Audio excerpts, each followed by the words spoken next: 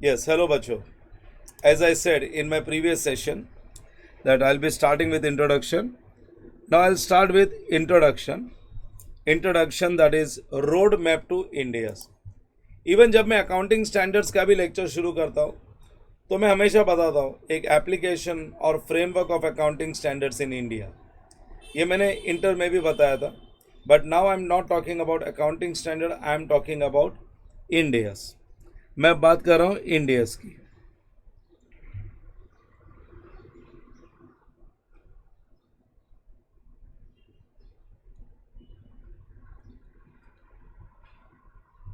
Now listen, what is Indias? Actually, Indias है क्या? सब बोलते हैं Indias, Indias, Indias. What is Indias? I'll say Indias is nothing but it is converged IFRS. Indias is converged IFRS. And IFRS क्या है? IFRS is nothing but complex version of, this is complex version of accounting standards. Complex version of accounting standards. This is complex version of accounting standards. जो हमने accounting standard सीखा था ना वो simple version था और ये थोड़ा सा कॉम्प्लेक्स वर्जन है. Now, converge IFRS. IFRS is nothing but European standards. IFRS is European standards. जो यूरोपियन अकाउंटिंग स्टैंडर्ड्स है उनको बोलते हैं IFRS और इंडियस कन्वर्ज्ड IFRS है. कन्वर्ज्ड IFRS का मतलब है हमने IFRS एज इट इज हमने अप्लाई नहीं किया, हमने IFRS को कॉपी किया और इंडियन सिचुएशन के हिसाब से जहाँ जहाँ पे भी चेंजेस चाहिए था वहाँ पे हम लोग चेंजेस लेके आए, हम वहाँ पे चेंज करते चले गए, इसलिए हम लोग बोलते हैं कन्वर्ज्ड IFRS. यस, नाउ ये हमने एज इट इज़ कॉपी नहीं किया IFRS को, हमने IFRS को कॉपी करके जहाँ जहाँ पे भी चेंजेस चाहिए था वो चेंजेस किया और फिर हम लोग इसको यूज़ करने लगे. उसका नाम रख दिया Ind AS. Now why we wanted to apply, हमको इंडियस अप्लाई क्यों करना था? सी फ्रॉम 2011 से सम डिपार्टमेंट, आई मीन 2011 से ही अपने को तो अप्लाई करने का था. From 2000 onwards we wanted to apply but some department did not agreed. कुछ डिपार्टमेंट्स ऐसे थे गवर्नमेंट डिपार्टमेंट्स दैट इज उनको ये नया जो स्ट्रक्चर था, नया स्टैंडर्ड्स था वो अप्लाई नहीं करना. And finally it is applied. Finally, it is applied not in 2011 but in 2015. Finally, India is applied in 2015. It was announced by Arun Jaitley in finance budget. That time he was a finance minister. So he announced in finance budget that now we are going to apply Indias. Now, why the need for applying Indias on Indian companies? Indian companies पे हमारा already एक standard चल रहा है accounting standard, तो ये Indians लाने की क्या जरूरत थी? कॉम्प्लेक्स अकाउंटिंग स्टैंडर्ड लाने की जरूरत क्या थी? See everybody knows now Indian companies are doing listing in foreign stock exchange. जो इंडियन कंपनीज है वो फॉरेन स्टॉक एक्सचेंज में लिस्टिंग करा रहे हैं. सो अगर foreign investors, if foreign investors want to invest in our company, वो foreign investors क्या बोलते हैं? हम तुम्हारे कंपनी में पैसा लगा तो दे, your shares are also listed in foreign stock exchange, हम इसमें पैसा लगा तो दे तुम्हारे शेयर्स में, लेकिन हमको तुम्हारे फाइनेंशियल स्टेटमेंट ही समझ में नहीं आते. तुम क्या तरीके से फाइनेंशियल स्टेटमेंट बनाते हो हमको नहीं समझता है. सो हमने बोला बस इतनी सी बात है, तुम पैसा इसलिए नहीं लगा रहे हो हमारे कंपनी में कि तुमको हमारे फाइनेंशियल स्टेटमेंट नहीं समझ में आते, तो हम लोग फाइनेंशियल स्टेटमेंट वैसे बनाएंगे जो तुमको समझ में आते हैं. So if foreign investor invest in our company, then reporting is to be done in their language so that they understand कि उनका पैसा लगा है कहाँ पे है, उनके पैसे की क्या ग्रोथ है. In short, just to attract foreign investor. सी कोई पर्सन है वो उसको हम लोग सलाम करते तो खुश होता है ना, तो कर लेने का ना क्या है. सेम वे फॉरेन इन्वेस्टर्स हमारे कंपनी में तभी इन्वेस्ट करेंगे जब हम लोग उनके लैंग्वेज में फाइनेंशियल स्टेटमेंट्स बनाएंगे। तो we started preparing financial statement in their language, ठीक है ना। सो इंडियस हमको अप्लाई करने का एक ही रीजन था, हमको फॉरेन इन्वेस्टर्स चाहिए, to attract more foreign investors. अब ये कौन से कंपनी पे इंडियस अप्लाई होगा, कौन से कंपनीज पे पुराना अकाउंटिंग स्टैंडर्ड अप्लाई होगा, अब वो अपने को समझना है। मैं आज के लेक्चर में कोई टॉपिक शुरू नहीं कर रहा हूँ, I am not starting any chapter today. मैं सिर्फ तुम लोगों को एक कॉन्सेप्चुअल फ्रेमवर्क दे रहा हूँ इंडियस के एप्लीकेशन का। सो सब लोग एक नया पेज लेंगे and it is always advisable that you maintain 300 pages long size book, long size foolscap book. ऐसी 4 बुक तुम्हारी भर जाएगी। सो लगभग 1200 पेजेस बढ़ जाएंगे। और मेरा तो तरीका तुम लोगों को मालूम ही है, मैं समझाता हूँ लिखवाता हूँ, समझाता हूँ लिखवाता हूँ। लिखने में थोड़ा टाइम लगता है, थोड़ा लेक्चर्स में भी ड्यूरेशन बढ़ जाता है, लेकिन एक बार नोट्स पूरे रेडी हो जाते हैं then you don't have to refer anything else. तुमको कुछ भी रिफर करने की जरूरत नहीं है।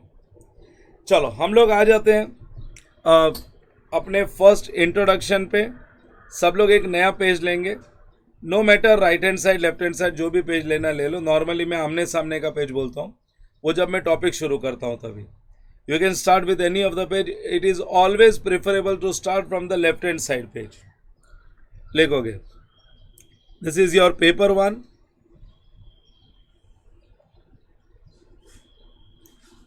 Paper 1 financial reporting.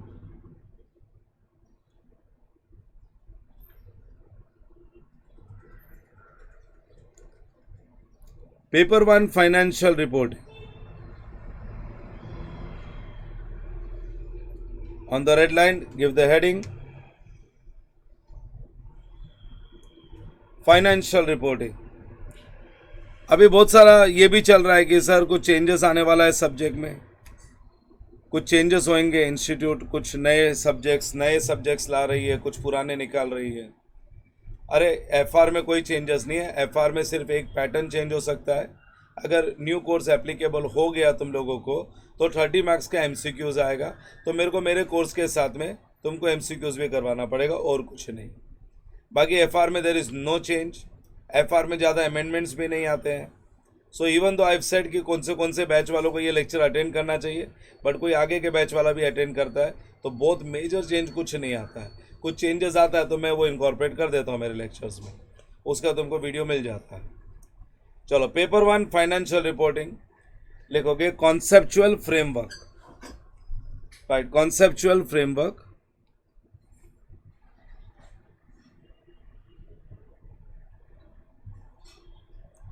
Conceptual framework,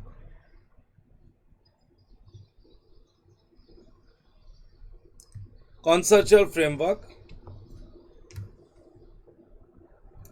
put a dash and write application of accounting standards in India.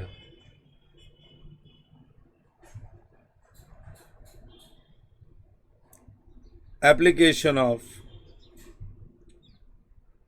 accounting standards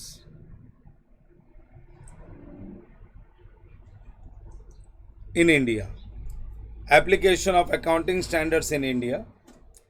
ये जो अकाउंटिंग स्टैंडर्ड्स है, हमारे 2 सेट ऑफ अकाउंटिंग स्टैंडर्ड्स चल रहे हैं। एक मैं इंटर में ऑलरेडी तुम लोगों को सबको सिखा चुका हूँ। सो इसका 2 ब्रॉड डिवीजन करना, और पहले साइड में लिखोगे रूल्स 2006, अकाउंटिंग स्टैंडर्ड रूल्स 2006, और दूसरा चल रहा है इंडियस। ये एएस रूल्स है, as rules accounting standard rules 2006, and ये है Indians rules 2015, Indians rules, Indians rules 2015। सो इंडियस रूल्स 2015। सो ये 2 अकाउंटिंग स्टैंडर्ड्स चल रहे हैं।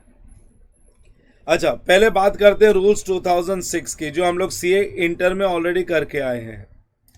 ये रूल्स 2006, अगर इसकी बात करें तो ये अकाउंटिंग स्टैंडर्ड अप्लाई होते हैं कॉरपोरेट्स पे. This accounting standards are applied on corporates. These are applied on corporates as well as these are applied on non-corporates. ये जो पुराने अकाउंटिंग स्टैंडर्ड है जो इंटर में किए हम लोग ने रूल्स 2006, ये कॉरपोरेट्स और नॉन कॉरपोरेट्स, हाँ कॉरपोरेट्स और नॉन कॉरपोरेट्स दोनों पे अप्लाई होता है. कॉरपोरेट्स के लिए जो अकाउंटिंग स्टैंडर्ड रूल्स है for corporates, these accounting standard rules are framed by Ministry of Corporate Affairs. So rules framed by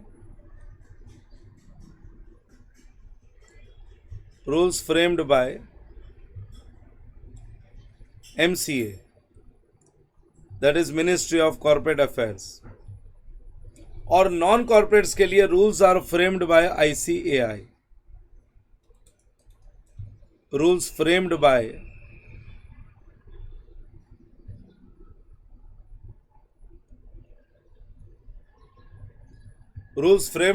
ICAI. But ये वाला पार्ट हम लोग CA इंटर में कर चुके हैं, तो ये तो खाली मैं एक थोड़ा सा इंट्रोडक्शन में बताने के लिए कि हम लोग क्या कर चुके हैं और अब क्या करने वाले हैं ये लिखवा रहा हूँ. इस पे हमारा कोई डिस्कशन नहीं होगा. This we have already done in CA inter. ये हम लोग CA इंटर में कर चुके हैं. सो इस पे अभी हमारा कोई डिस्कशन होने वाला नहीं है. हमारा डिस्कशन होने वाला है इंडियस रूल्स 2015 पे. और मैंने बोला what is Ind AS. Ind AS is nothing but converged IFRS. इसको हम लोग बोलते हैं converged IFRS. Converged IFRS as it is नहीं, कन्वर्ज किया हम लोग ने, जहां जहां पे भी चेंजेस रिक्वायर्ड हमने किया. And IFRS is what? IFRS is nothing but European standards. IFRS is European standards.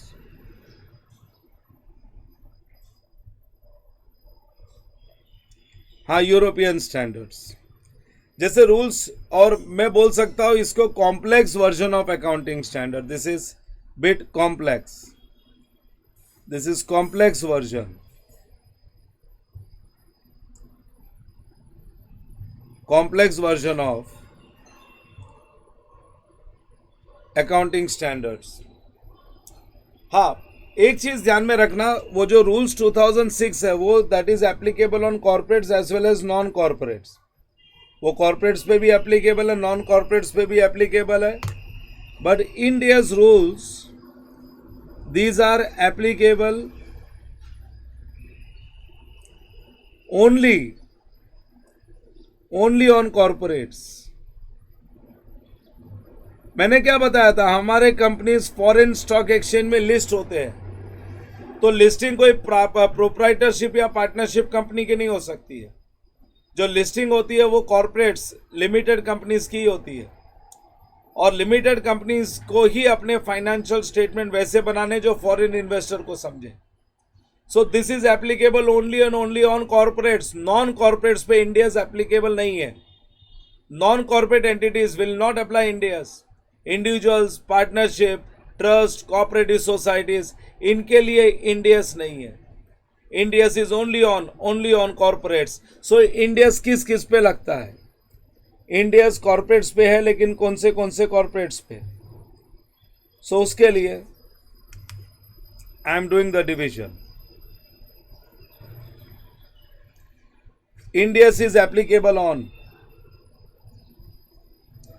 ये जो इंडियस है that is applicable on companies. सबसे पहले it is applicable on companies.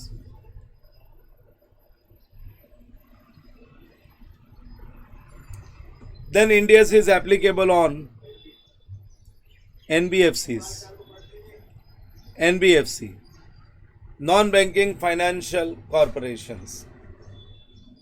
This is also applicable on banks. So India's is applicable on companies,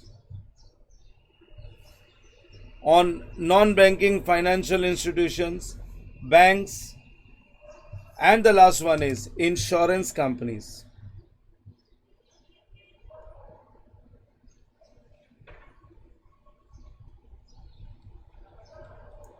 Insurance companies. So India's is applicable not on individuals. Note ही लिख लो, तुम लोगों को याद नहीं रहेगा नहीं तो यहाँ पे नीचे एक नोट लिख लो. Write a note below this. तुम लोग इंडियस पढ़ने जा रहे हो तो थोड़ा इंडियस का बेसिक स्टार्ट तो समझ में आए, उसके बाद इंडियस पढ़ेंगे हम लोग. सो लिखो non corporate entities.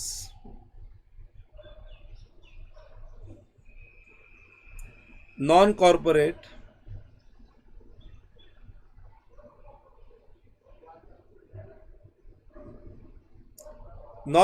entities shall not apply Ind AS.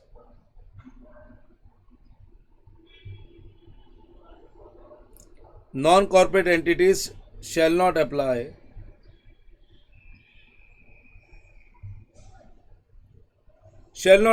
Ind AS. That is individual,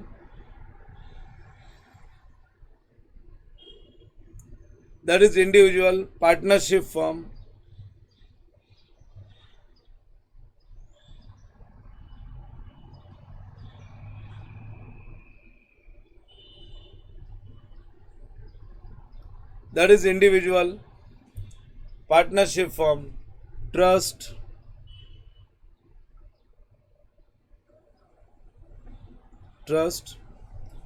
cooperative societies,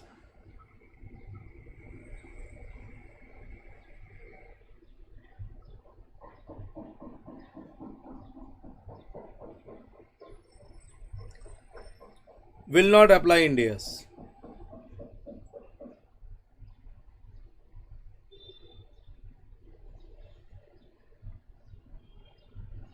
So Ind AS is not applicable on non-corporate entities.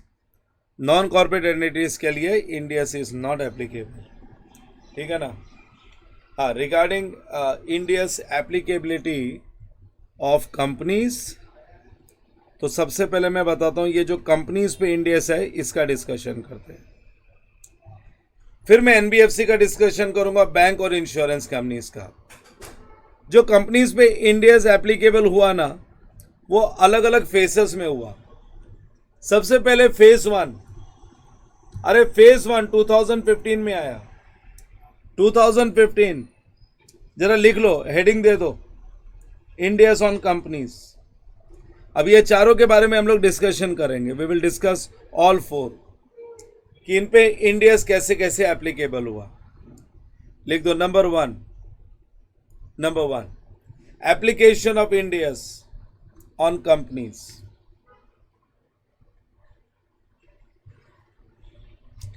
Application of Ind AS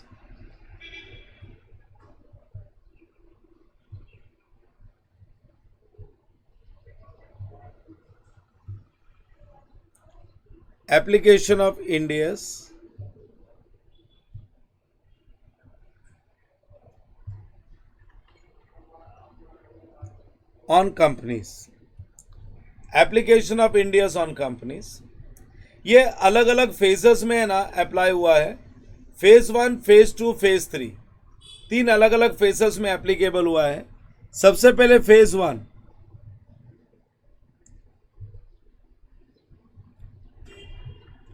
1 और ये फेज 1 था with effect from 1 अप्रैल.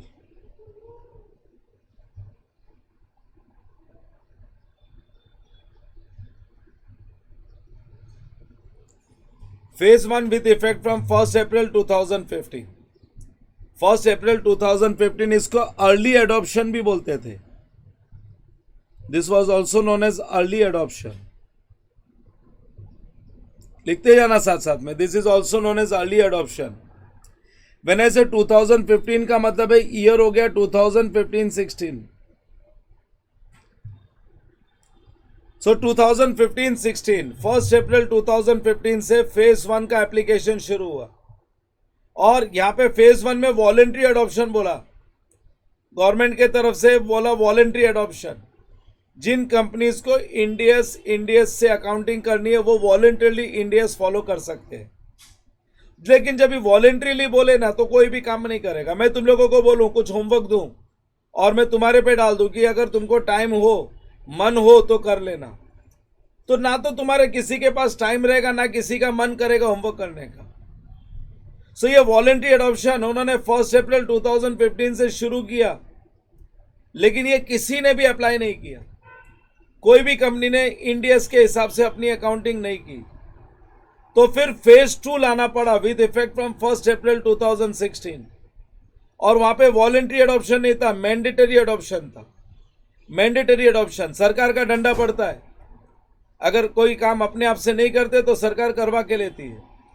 सो बराबर government का डंडा पड़ा and 1 April 2016 से आ गया mandatory application, और उसके बाद में 1 अप्रैल 2017 से कुछ और कंपनीज मैंडेटरी एप्लीकेशन में क्लैरिटी देती कौन से कंपनीज को इंडियस से अकाउंटिंग करनी है।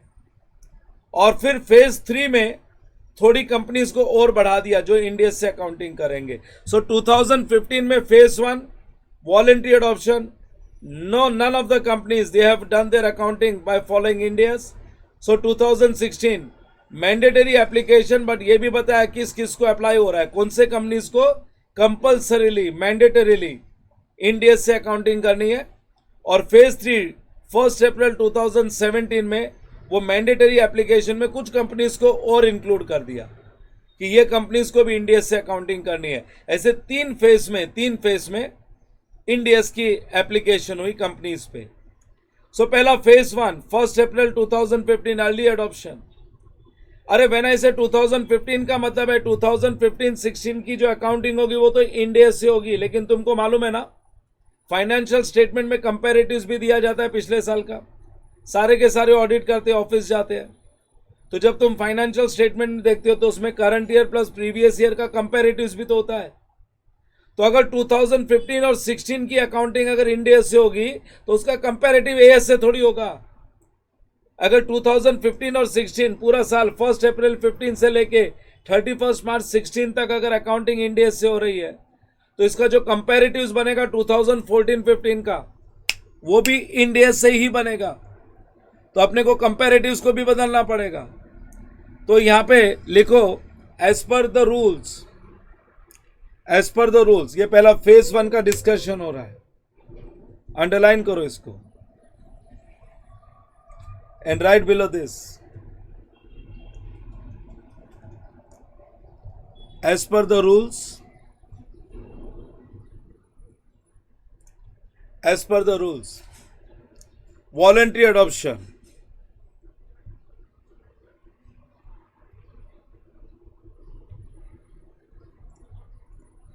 as per the rules, voluntary adoption of India's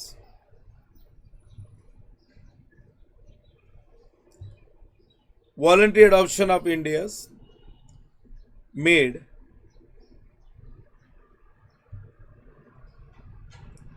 with effect from 1st April 2015, with effect from 1st April 2015 with comparative statement,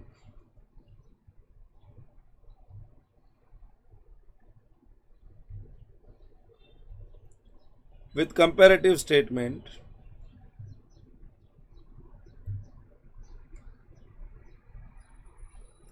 yes, with comparative statement ending on, with comparative statement ending on 31st March 2015, इसका मतलब है 2014-15। सो 2015 में voluntary adoption जो आया था उसमें 2015 और 16 की अकाउंटिंग तो इंडिया से करनी थी, और साथ में 2014 और 15 का जो कंपैरेटिव्स है वो भी इंडिया से ही बना के साथ में देना था, क्योंकि कंपैरेटिव्स एएस से नहीं हो सकता है। और ये किसी ने नहीं फॉलो किया, और सबको लगा क्या झमेला है, छोड़ो ना, कौन करेगा, पुरानी अकाउंटिंग जम रही है, बस वही चलने दो। तो फिर फेज 2 आया, एक लाइन छोड़ के लिख दो phase 2, and phase 2 was with effect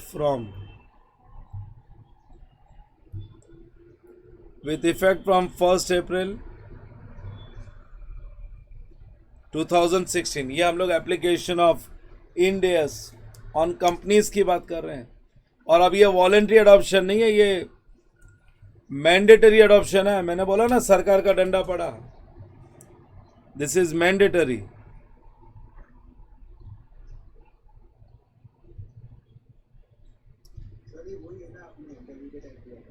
inter में मैंने एएस के बारे में बताया था, ये नहीं दिया होगा।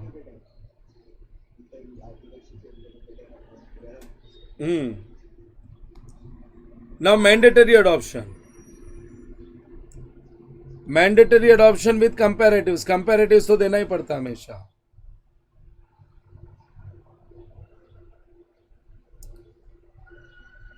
This is mandatory compulsory with comparatives, लेकिन कभी से 1 अप्रैल 2016 से कंपलसरी कर दिया कुछ कंपनीज के लिए। For certain companies now they have made it compulsory. So 16-17 की अकाउंटिंग इंडिया से होगी, तो 15 और 16 का कंपैरेटिव्स भी इंडिया से बनेगा। अब इसमें किस किस को कवर किया? जितनी भी लिस्टेड कंपनीज है, जितनी भी लिस्टेड कंपनीज है इन इंडिया और आउटसाइड इंडिया, जो भी रिकॉग्नाइज स्टॉक एक्सचेंज पे लिस्टेड है, all listed companies in India और आउटसाइड इंडिया हैविंग नेटवर्थ, उनका नेटवर्थ एक्सीडिंग 500 करोड़, जिनका नेटवर्थ 500 करोड़ के ऊपर है, वो सबको इंडियाज मैंडेटरी हो गया। और अगर अनलिस्टेड कंपनीज है, स्टॉक एक्सचेंज में लिस्टेड नहीं है, और उसका भी अगर नेटवर्थ 500 करोड़ के ऊपर है, 500 करोड़ के ऊपर है, तो उनके लिए भी in short I can say all listed and unlisted companies having net worth exceeding 500 crores, उन पे इंडियस मैंडेटरी कंपल्सरीली एप्लीकेबल हो गया। उनको उनकी अकाउंटिंग रूल्स 2015 से ही करनी है, इंडियस की अकाउंटिंग करनी है, वो नॉर्मल अकाउंटिंग नहीं कर सकते पुराने अकाउंटिंग स्टैंडर्ड से। सो all listed and unlisted company having net worth exceeding 500 crores, net worth exceeding 500 crores have to do, they have to do their accounting following Indians. और उनकी अगर कोई होल्डिंग कंपनी है, सब्सिडरी कंपनी है, एसोसिएट है, जॉइंट वेंचर है, इनकी कोई भी होल्डिंग है, सब्सिडरी, एसोसिएट है, जॉइंट वेंचर है, उनको भी इंडियस एप्लीकेबल हो गया। क्योंकि अगर होल्डिंग कंपनी इंडियस फॉलो कर रही है, तो एंड ऑफ द ईयर में जो कंसोलिडेशन होगा वो इंडियस के अकॉर्डिंग होगा। सब्सिडरी कंपनी अगर इंडियस फॉलो कर रही है, तो उनका जो भी कंसोलिडेशन होगा वो इंडियस के अकॉर्डिंग होगा। तो होल्डिंग कंपनी का और सब्सिडरी कंपनी का फिर अलग अलग अकाउंटिंग नहीं हो सकता है। सो इनकी holding, subsidiary, associate, joint venture, ये सबको इंडियस फॉलो करना पड़ेगा। Because when consolidation is done they have to apply Ind AS. So right from beginning वो लोग इंडियस ही अप्लाई करते हैं कि कंसोलिडेशन करने में फिर बहुत सारा ज़्यादा चेंजेस नहीं करना पड़े। So phase 2 is applicable on listed and unlisted companies having net worth exceeding 500 crores. So लिखो below this right.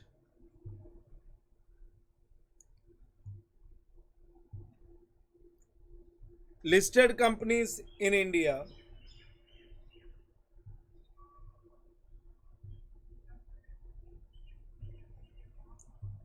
or outside India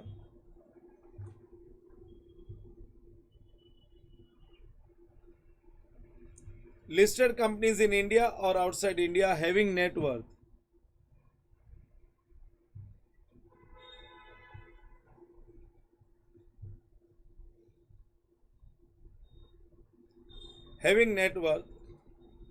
exceeding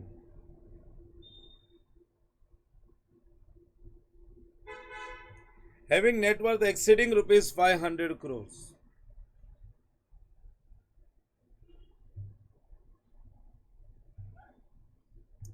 Having net worth exceeding 500 crores,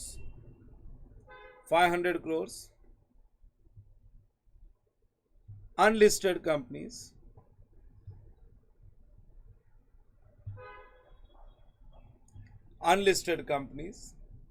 having net worth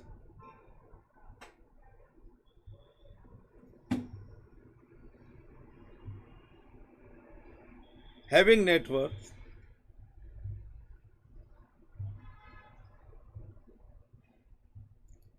exceeding 500 crores. तुम लोग audit करते हो तो तुमको मालूम तो होना चाहिए तुम्हारे कौन से क्लाइंट को इंडियस एप्लीकेबल होगा, कौन से क्लाइंट को नॉर्मल अकाउंटिंग स्टैंडर्ड एप्लीकेबल होगा. तो ये आज के लेक्चर के बाद में तुमको एप्लीकेशन पता चल जाएगा. कौन सी कंपनीज को तुमको इंडियस की अकाउंटिंग करनी है, कौन सी कंपनीज को नॉर्मल अकाउंटिंग स्टैंडर्ड से अकाउंटिंग करनी है. सो अनलिस्टेड कंपनीज हो या लिस्टेड कंपनीज, अगर उनका नेटवर्थ 500 करोड़ के ऊपर है तो उन पे इंडियस मैंडेटरी है 1 अप्रैल 2016 से. और इतना ही नहीं, इनकी कोई भी holding, subsidiary, joint venture, associates हो, उनको भी holding company, subsidiary company,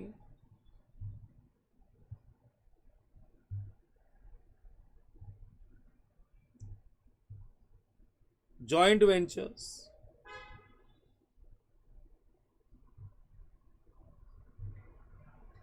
and associates.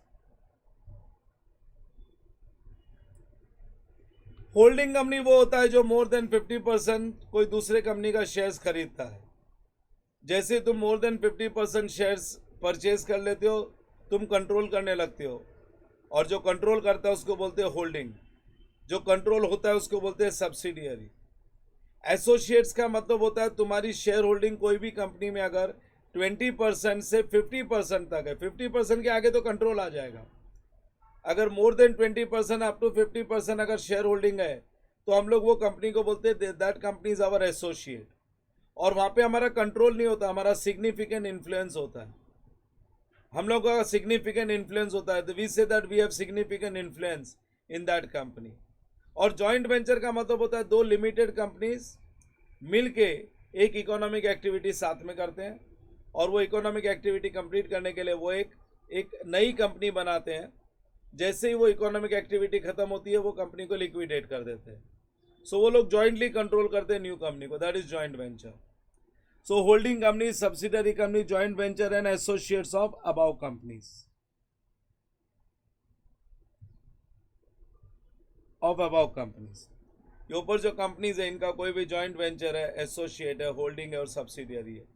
मैं तुमको बताता हूँ, सपोज एग्जाम्पल, होल्डिंग कंपनी जो है ना, होल्डिंग कंपनी का नेटवर्थ है, होल्डिंग कंपनी का नेटवर्थ है 600 करोड़.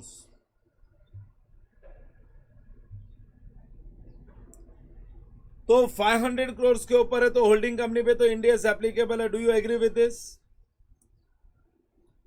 500 के ऊपर नेटवर्थ है तो बोलो ना, इन पे तो इंडियस एप्लीकेबल होगा ही. लेकिन जो सब्सिडियरी कंपनी है,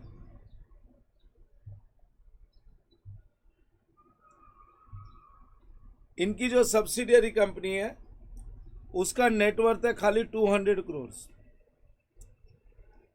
बोलो 200 करोड़ में तो इंडियस एप्लीकेबल नहीं है. बट स्टिल सब्सिडियरी कंपनी को इंडियस ही अप्लाई करना पड़ेगा, क्योंकि जब कंसोलिडेशन होगा तब इंडियस एप्लीकेबल होगा. तो पहले से वो इंडियस फॉलो करेंगे. Even though subsidiary companies net worth is 200 crore, but it has to apply Ind AS, otherwise consolidation में दिक्कत आएगी. So right from beginning net worth कम होते हुए भी उनके लिए भी मैंडेटरी हो जाता है, because when consolidation is done they have to apply Indias. So right from beginning Indias is applicable even though net worth of subsidiary is below 500 crores. मैं ये भी लिखवा ही देता हूँ. लिखो नीचे, लिखो note, below this write note.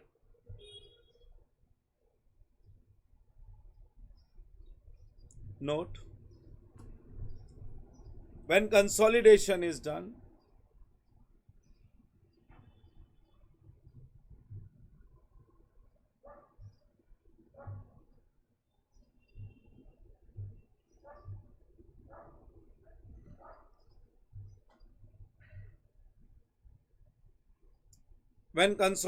is done, they have to apply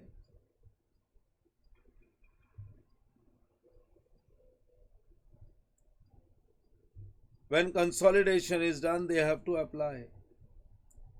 They have to apply Ind AS.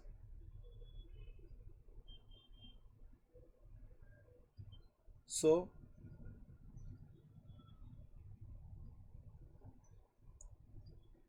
right from beginning. So right from beginning. So right from beginning, Ind AS is applicable.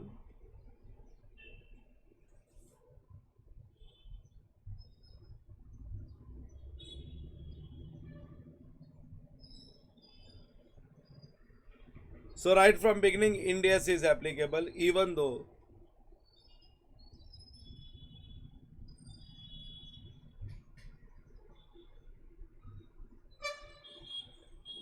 net worth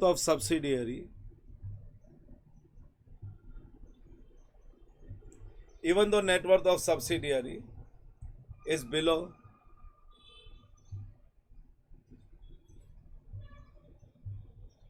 500 crore.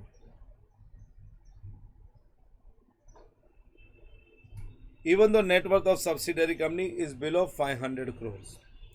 तो phase 1 voluntary adoption था, लोगों ने voluntarily apply नहीं किया, तो phase 2 में mandatory application आ गया. लेकिन किस पे मैंडेटरी एप्लीकेशन आ गया? On all listed and unlisted companies, they are holding subsidiary, joint venture and associates. All listed and unlisted companies जिनका नेटवर्थ 500 करोड़ के ऊपर था, अबाउ एक्सीडिंग 500 करोड़, उनके लिए मैंडेटरी हो गया Ind AS की अकाउंटिंग, और इनकी होल्डिंग सब्सिडरी, एसोसिएट्स और जॉइंट वेंचर्स के लिए भी. फेज 1 1 अप्रैल 2015, दैट इज 2015-16 की अकाउंटिंग होगी फेज 1 में Ind AS से, और कंपैरेटिव्स 2014-15 का जो कंपैरेटिव्स बनेगा वो भी Ind AS से बनाना था. किसी ने नहीं फॉलो किया, किसी ने फॉलो नहीं किया. मैं फिर से बता देता हूं, जो फेज 1 था, फेज 1 वॉलेंट्री एडॉप्शन, बोला 2015-16 की अकाउंटिंग करो Ind AS से, और साथ में कंपैरेटिव्स जो दोगे 14-15 उसको भी Ind AS में कन्वर्ट करके दो. सबने बोला करंट ईयर को भी कौन करेगा, प्रीवियस ईयर को भी कौन करेगा, छोड़ो ना, वॉलेंटरी है. फिर मैंडेटरी आ गया, दैट 2016-17 की अकाउंटिंग ये होगी Ind AS से. नाउ इट इज मैंडेटरी, और साथ में कंपैरेटिव्स देना पड़ेगा. कंपैरेटिव्स तो आता ही है, 2015-16 का जो कंपैरेटिव्स है ये भी Ind AS से. और अब ये मैंडेटरी है. मैंडेटरी है किसके लिए? For listed and unlisted companies जिनका नेटवर्थ 500 करोड़ से ज़्यादा है, नेटवर्थ एक्सीडिंग 500 करोड़, सो उनके लिए कंपल्शन हो गया मैंडेटरी एप्लीकेशन. और फिर कुछ कंपनीज को और इंक्लूड कर दिया. फेज 3 में they have included further some of the companies. So लिखो फेज 3 अगले साल, नेक्स्ट ईयर फेज 3. मैं नए पेज पे जा रहा हूं, लिखो phase 3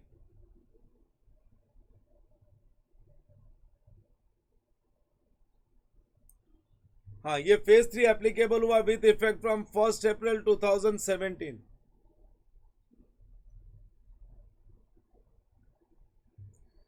with effect from 1st April 2017. और ये भी मैंडेटरी एप्लीकेशन ही है. This is also mandatory application. Mandatory application, हाँ मैंडेटरी एप्लीकेशन. 1 अप्रैल 17 का मतलब है 17-18 की अकाउंटिंग Ind AS से, और इसका कंपैरेटिव्स होगा पिछले साल का, that is with comparatives of पिछला साल,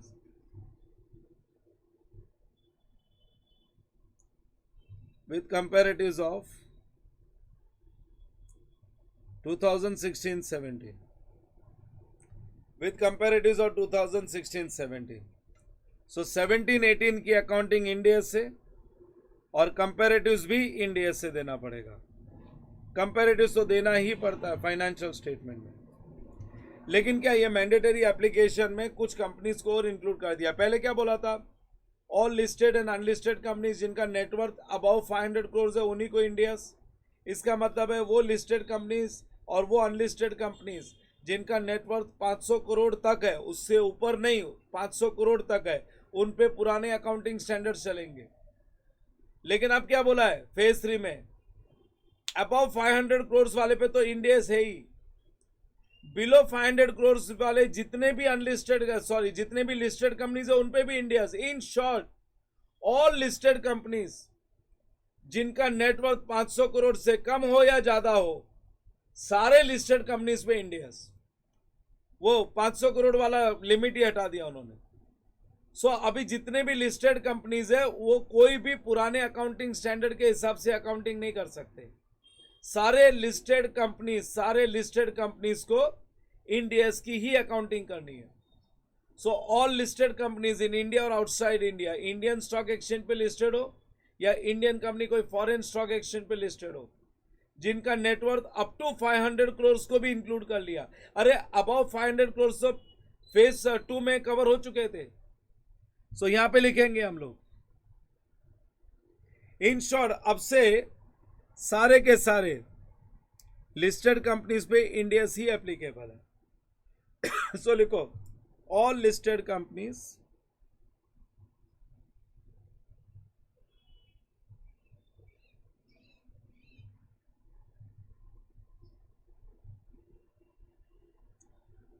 all listed companies in India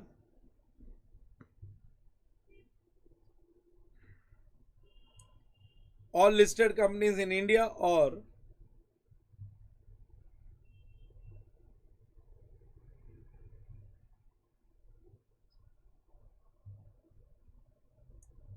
all listed companies in India or outside India, in India or outside India having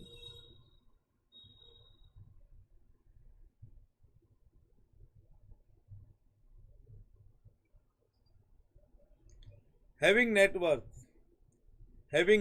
up to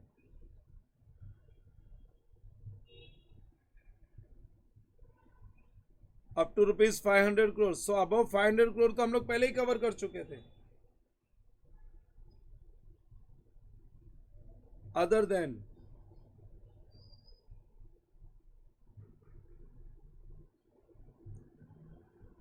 covered in phase 2,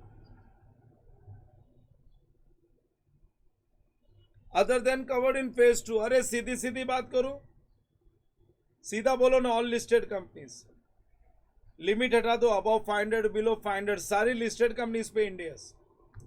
तो कोई भी लिस्टेड कंपनी अगर तुम्हारा client है तो उसकी अकाउंटिंग रूल्स 2006 से नहीं होगी, इंडियस रूल्स 2015 से होगी। अरे एज अ ऑडिटर यही नहीं मालूम होगा तो क्या ऑडिट करोगे? तुमको मालूम तो होना चाहिए कौन सी कंपनी पे इंडियस एप्लीकेबल है, कौन सी कंपनी पे अकाउंटिंग स्टैंडर्ड एप्लीकेबल है, ये क्लैरिटी तो होनी चाहिए। और उसके बाद अनलिस्टेड कंपनीज में पहले बोला था 500 करोड़ के ऊपर वाले कंपनीज को इंडियस, अभी बोला है अनलिस्टेड कंपनीज जिनका नेटवर्थ अबाउट 250 करोड़ है, अबाउट 250 करोड़। तुम बोलोगे सर बिलो 250 करोड़ वाले का क्या? अरे बिलो 250 करोड़ पे आज भी पुराना अकाउंटिंग स्टैंडर्ड का सेट एप्लीकेबल है। और इंडिया में भर भर के ऐसी कंपनीज है, इंडिया में ऐसी बहुत सारी कंपनीज है अप टू 250 करोड़ नेटवर्थ वाली जिन पे पुराना अकाउंटिंग स्टैंडर्ड चलता है। सो अनलिस्टेड कंपनीज जिनका नेटवर्थ 250 करोड़ के ऊपर है, पहले 500 करोड़ के ऊपर वाले कंपनीज को इंडियस एप्लीकेबल था, अब बोला 250 करोड़ के ऊपर जिनका भी नेटवर्थ है उनको इंडियस एप्लीकेबल। 250 करोड़ के नीचे वाले को आज भी पुराने अकाउंटिंग स्टैंडर्ड्स एप्लीकेबल है। So unlisted companies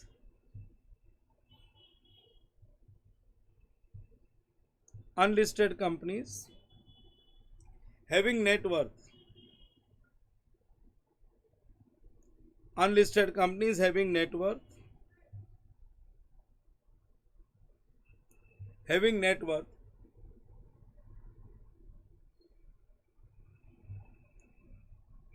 about 250 crores up to ₹500 crores, अरे 500 करोड़ वाले के ऊपर वालों को तो पहले फेज 2 में कवर कर लिया था. So net worth about 250 crores and up to 500 crores. 500 crores के ऊपर वाले को तो फेज 2 में पहले ही कवर कर लिया था. इन शॉर्ट अभी 250 करोड़ के ऊपर वाले सब पे, और इनकी कोई holding subsidiary joint venture associates हो तो उन पे भी holding company,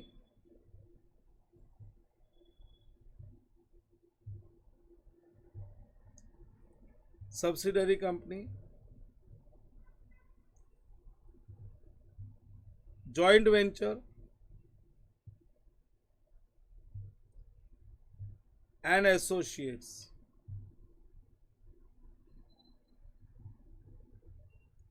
And associates of above companies.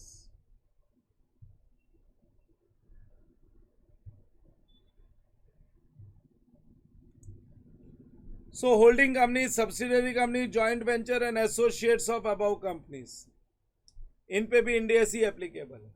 End S applicable है. इसका मतलब ये एकदम क्लियर है. आज के बाद कोई भी लिस्टेड कंपनी अगर तुम्हारा क्लाइंट है तो तुम याद रखना इंड एस की अकाउंटिंग ही होगी उस पर. कोई भी अगर अनलिस्टेड कंपनी तुम्हारी क्लाइंट है तो वो अनलिस्टेड कंपनी का अगर नेटवर्थ अप टू 250 करोड़ है तो उस पर पुराने set of accounting standard rules 2006. लेकिन 250 करोड़ के ऊपर है तो उन पे लगेगा इंड एस की अकाउंटिंग. उनके लिए इंड एस एप्लीकेबल है, इंड एस के लिए एप्लीकेबल है. लेकिन मैं जो बोल रहा हूँ ना लिस्टेड तो ये लिस्टेड रिकॉग्नाइज्ड स्टॉक एक्सचेंज पे होना चाहिए. Recognised stock exchange in India है बीएसई, एनएसई एंड अगर फॉरेन स्टॉक एक्सचेंज की बात करें तो New York stock exchange, then London stock exchange. ये जो भी रिकॉग्नाइज्ड स्टॉक एक्सचेंज है उन पे लिस्टेड होना चाहिए. कुछ कंपनीज रिकॉग्नाइज्ड स्टॉक एक्सचेंज पे लिस्टेड नहीं हो पाते क्योंकि लिस्टिंग की रिक्वायरमेंट होती है, तो वो एसएमई स्टॉक एक्सचेंज पे लिस्ट हो जाते हैं. तो एसएमई स्टॉक एक्सचेंज पे अगर लिस्टेड है तो उन पे इंड एस नहीं एप्लीकेबल है.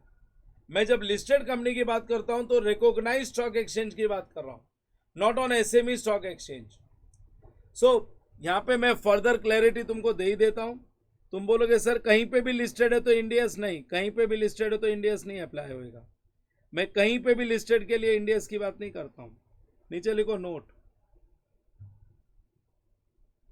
Right on note.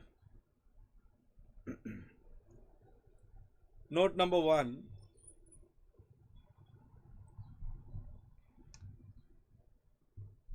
Note number 1. All unlisted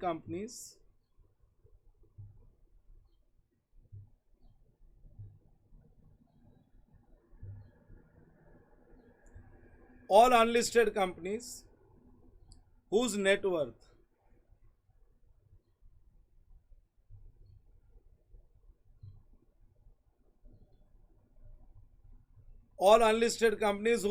worth is up to 250 crores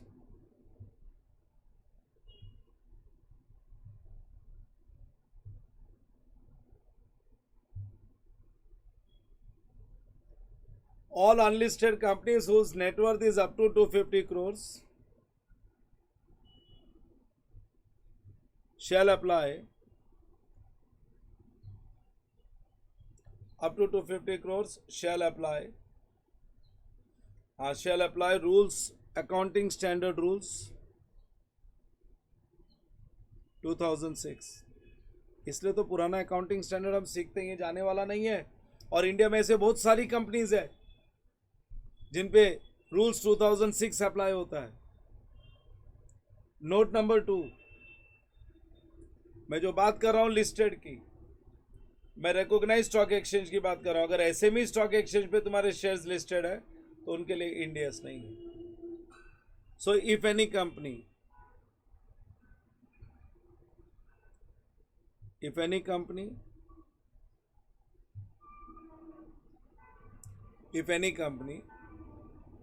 is listed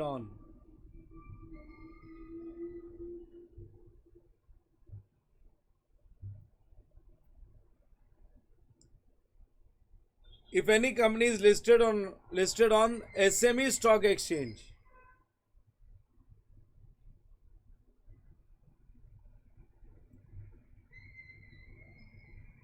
is listed on SME stock exchange, then such companies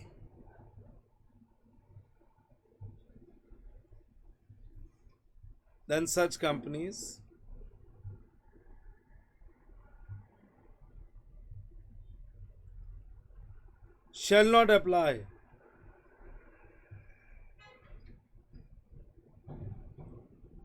मैं कभी भी पहले टॉपिक शुरू नहीं करता हूं, ना तो अकाउंटिंग स्टैंडर्ड में ना इंडियस में। मैं ये एक बेस देने के बाद ही करता हूं, ये मेरा तरीका है। क्लैरिटी तो होनी चाहिए ना, उसके बाद काम करते हैं। कोई भी कंपनी जो लिस्टेड है रिकॉग्नाइज स्टॉक एक्सचेंज नहीं, एसएमई स्टॉक एक्सचेंज, तो उनके लिए याद रखना इंडियस एप्लीकेबल नहीं है, उनके लिए इंडियस एप्लीकेबल नहीं है। अच्छा, कोई भी कंपनी ने एक बार इंडियस अप्लाई कर लिया ना, तो फिर वापस से वो विड्रॉ नहीं कर सकता है अंडर एनी कंडीशन। अगर एक बार इंडियस से अकाउंटिंग चालू कर दी, तो फिर उसको वापस से चेंज करके एएस रूल्स पे नहीं जा पाएगा। ये वन वे है, वन वे ट्रैफिक बोलते हैं ना, बस। अगर इंडियस एप्लीकेबल हो गया, फिर थ्रू आउट इंडियस ही चलेगा। So if any company has once applied Ind AS, then reverse is not possible under any condition. So it cannot be withdrawn, वो विड्रॉ नहीं कर सकता, ये भी लिख लो तुम। If any company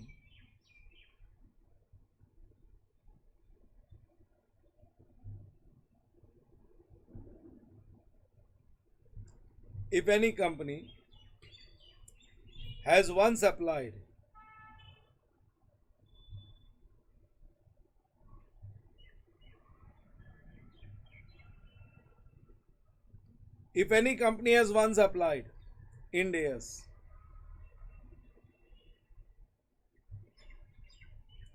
if any company has once applied Indias, then it cannot be withdrawn.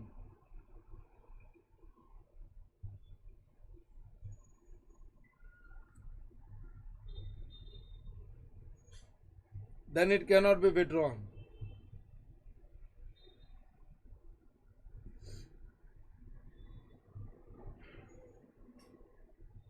Then it cannot be withdrawn under any condition.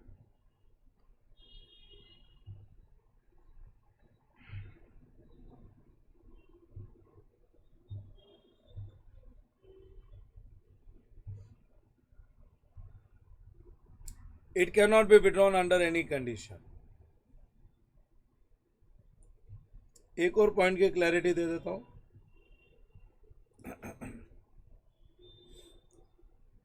कोई भी कंपनी पे अगर इंडियस एप्लीकेबल है उसके सेपरेट फाइनेंशियल स्टेटमेंट पे, तो कंसोलिडेटेड फाइनेंशियल स्टेटमेंट पे भी इंडियस ही एप्लीकेबल हो। तुमको मालूम है होल्डिंग कंपनीज दो फाइनेंशियल स्टेटमेंट्स बनाती है, एक अपना सेपरेट फाइनेंशियल स्टेटमेंट और दूसरे फाइनेंशियल स्टेटमेंट में जॉइंट वेंचर, एसोसिएट्स, फिर उसके बाद में सब्सिडियरी, ये सबको मिला के एक बनाता है कंसोलिडेटेड फाइनेंशियल स्टेटमेंट। तो अगर सेपरेट फाइनेंशियल स्टेटमेंट पे इंडियस एप्लीकेबल है, तो कंसोलिडेटेड फाइनेंशियल स्टेटमेंट पे भी इंडियस ही एप्लीकेबल होगा। फिर पॉसिबल नहीं है दो अलग अलग अकाउंटिंग स्टैंडर्ड फॉलो करना, तो थोड़ा काम इजी हो जाता है, कन्वीनियंट रहता है। इसलिए ये एक रूल ही बना दिया, अगर सेपरेट फाइनेंशियल स्टेटमेंट पे इंडियस है तो सीएफएस भी इंडियस से ही बनेगा। लिखो,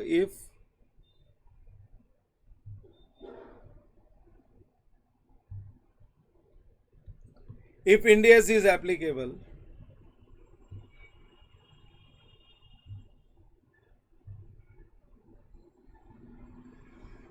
if Indias is applicable,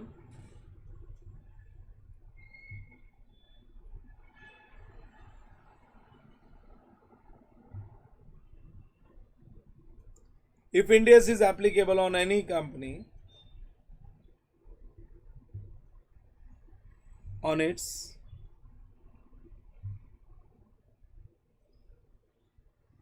if Indias is applicable on any company on its separate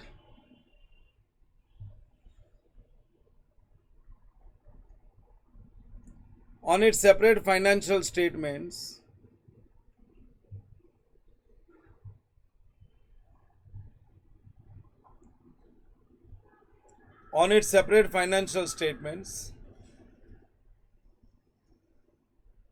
then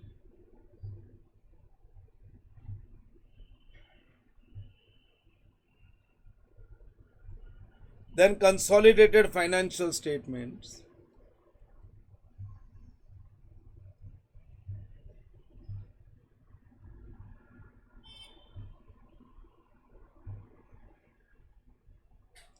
Then consolidated financial statements shall also be prepared.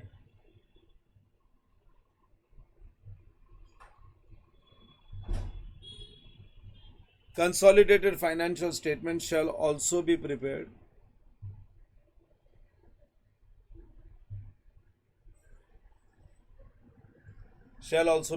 as per Ind AS.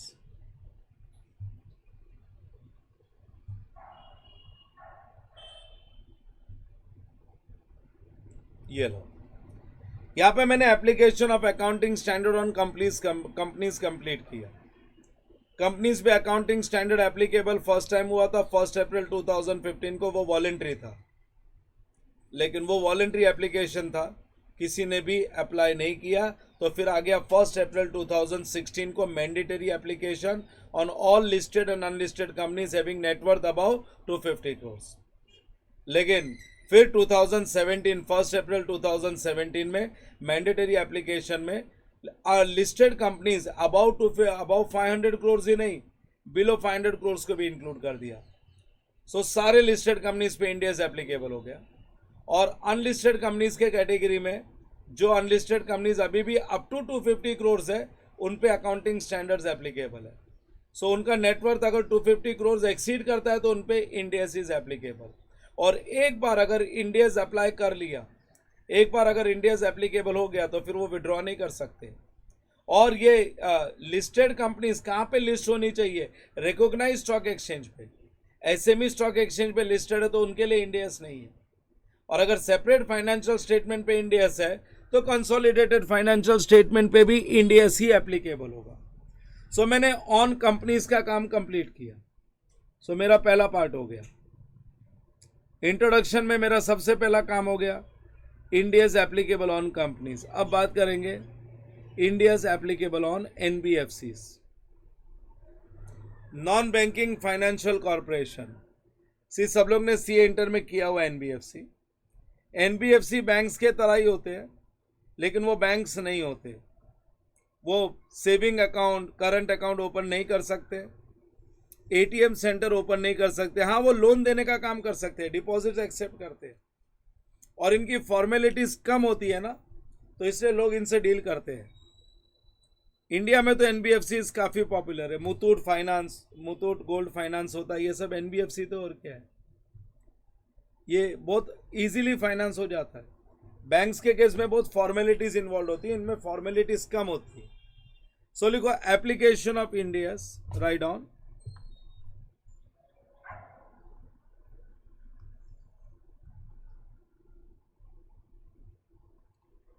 application of India's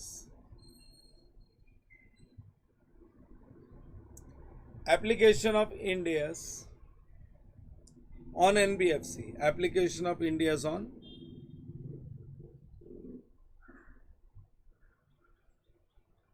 NBFC, non-banking financial corporations.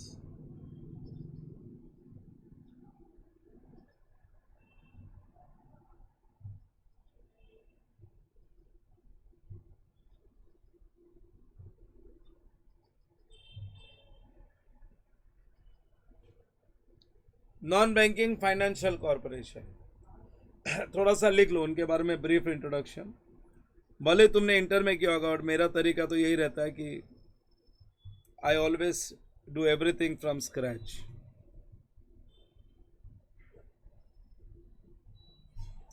लिखो below this NBFC,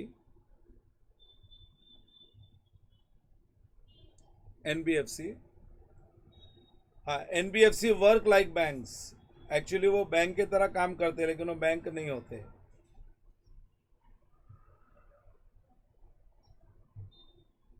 NBFC works like bank,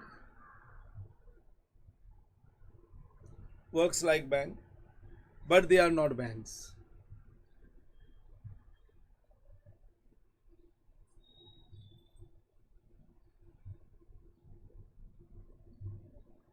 They work like banks, but they are not banks. They are not banks. They cannot open ATM.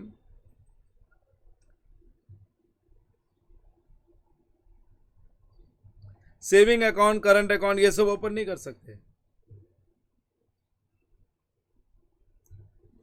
Yes, they cannot open ATM, saving account, current account. वो loan देने का काम करते हैं, deposit accept करते हैं, but can accept FD.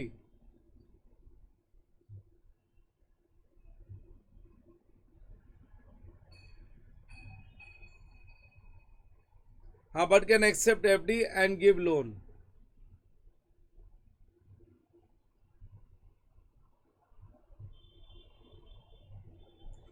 Can accept FD and give loan.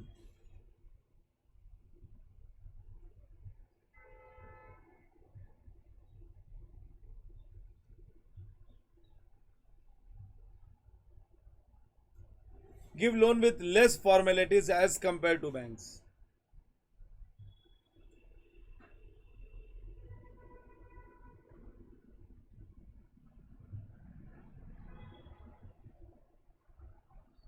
इसलिए NBFC popular है. ये लोन कम फॉर्मेलिटी से दे देते हैं. अरे इन पे भी फेज 1, फेज 2 जैसे कंपनीज पे एप्लीकेबल हुआ था ना, फेज 1, फेज 2, इन पे भी फेज 1, फेज 2 दो फेजेस में एप्लीकेबल हुआ है. फेज 1 कभी आया था? दिस केम इन 2018, 1 अप्रैल 2018, मतलब 18-19. अगर 18-19 बोला है तो कंपेरेटिव देना पड़ता है 17-18 का. सो यहां से इंडियस की अकाउंटिंग चालू होती है. तो ये पुराना साल भी कंपेरेटिव्स के फिगर भी इंडियस के अकॉर्डिंग ही बनाने पड़ते हैं. तो 1 अप्रैल 2018 को विथ कंपेरेटिव्स ऑफ 17-18 सारे के सारे लिस्टेड और अनलिस्टेड कंपनीज जिनका नेटवर्थ 500 करोड़ के ऊपर था, जितनी भी एनबीएफसी लिस्टेड है हो या अनलिस्टेड, जिनका नेटवर्थ 500 करोड़ के ऊपर है, holding subsidiary, associate, joint venture, इनकी कोई भी होल्डिंग सब्सिडरी, एसोसिएट या जॉइंट वेंचर है, उन पे भी इंडियस की अकाउंटिंग एप्लीकेबल हो गई.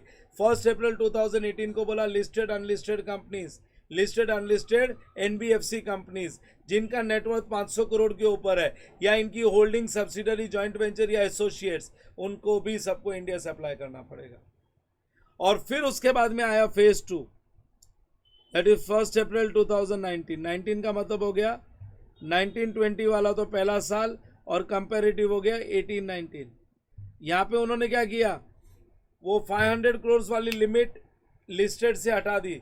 बोलते now all listed NBFC even if it's net worth is less than 500 crore, अगर उनका नेटवर्थ 500 करोड़ से कम भी है, मतलब सारे के सारे लिस्टेड एनबीएफसी को इंडियस की अकाउंटिंग एप्लीकेबल हो गई. और अनलिस्टेड कंपनीज को कंपनीज के तरह ही अगर उनका नेटवर्थ 250 करोड़ के ऊपर है तो उनके लिए इंडियस, अगर अनलिस्टेड एनबीएफसी का नेटवर्थ 250 करोड़ के नीचे है तो उनके लिए पुराने अकाउंटिंग स्टैंडर्ड्स. सो जैसे कंपनीज के लिए फेज 1, फेज 2 था, वैसे एनबीएफसी के लिए भी फेज 1, फेज 2 आ गया. सो अनलिस्टेड कंपनीज जिनका नेटवर्थ अप टू 250 करोड़ है वो पुराना अकाउंटिंग स्टैंडर्ड रूल्स 2006 फॉलो करेंगे. अच्छा, यहाँ पे वॉलेंट्री एडॉप्शन वाला चक्कर नहीं था. यहाँ पे वॉलेंट्री एडॉप्शन नहीं था. There was no voluntary adoption here. जैसे कंपनीज के केस में एक वॉलेंट्री एडॉप्शन भी आया था. So voluntary adoption is not allowed here. Application RBI के गाइडलाइंस के हिसाब से, आरबीआई का रोड मैप के हिसाब से ही. सो वॉलेंट्री वाला चक्कर इधर नहीं है. सो फेज 1 1 अप्रैल 2018 और फेज 2 1 अप्रैल 2019. फेज 1 में listed unlisted NBFC having net worth above 500 crore, India's mandatory. And phase 2 all listed companies will follow India's, and all unlisted companies जिनका नेटवर्थ 250 करोड़ के ऊपर है will follow India's. 250 करोड़ के नीचे वाले फॉलो करेंगे accounting standard rules 2006. So write on, पहले phase 1, below this write phase 1.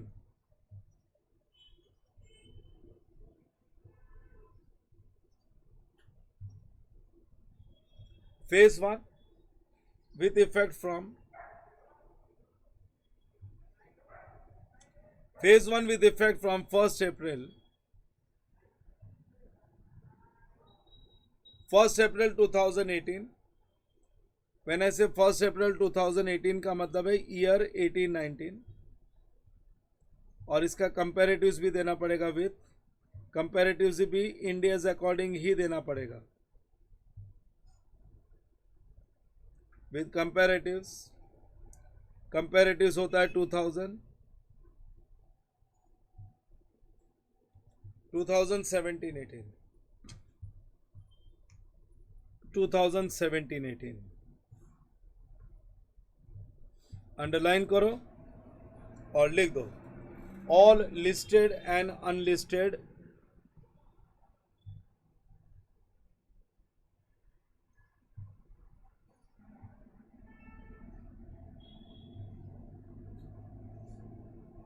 all listed and unlisted NBFC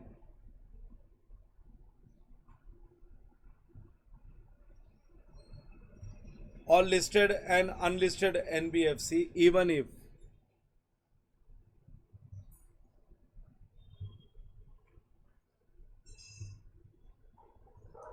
all listed and unlisted NBFC even if नहीं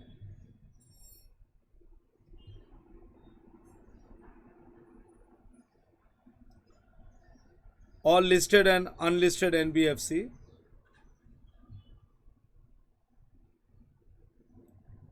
having net worth having net worth more than 500 crores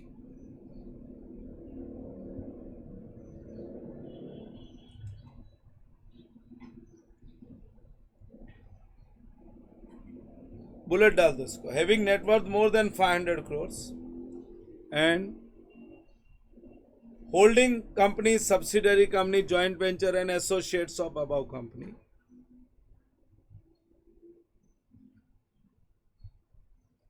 holding company subsidiary company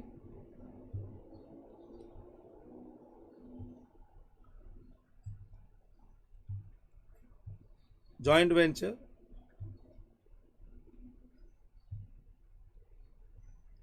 and associates of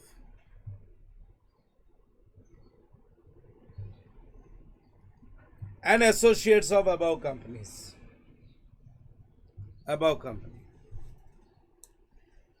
so सब mandatory है इधर कोई voluntary वाला case है ही नहीं फिर phase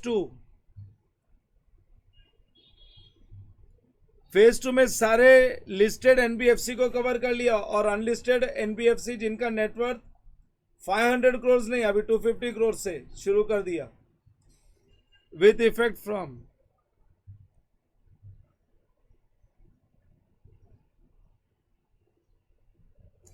with effect from 1st April 2019 that means एक मिनट मैंने यहाँ पे 2019-20 लिख दो with कंपेरेटिव्स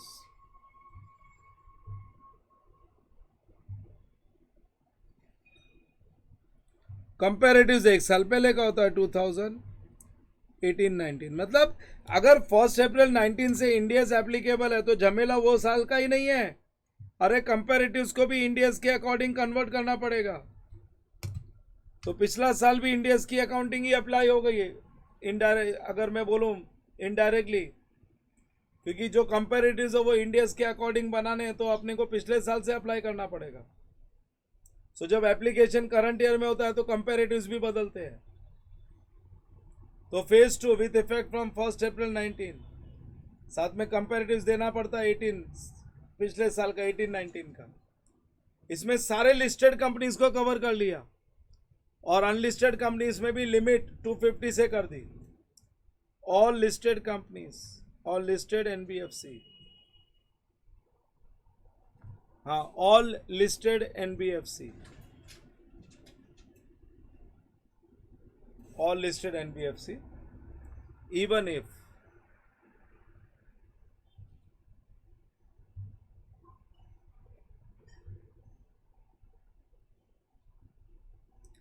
all listed NBFC, even if net worth is less than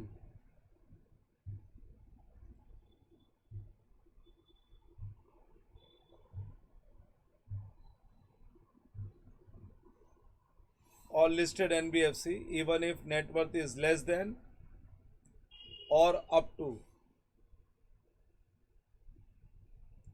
500 crores, मतलब सारे लिस्टेड एनबीएफसी, सीधी सीधी बात बोलो तो. And unlisted NBFC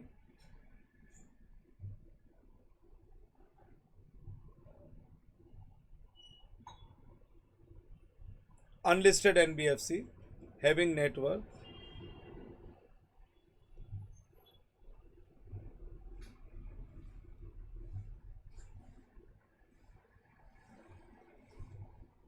and unlisted NBFC having net worth more than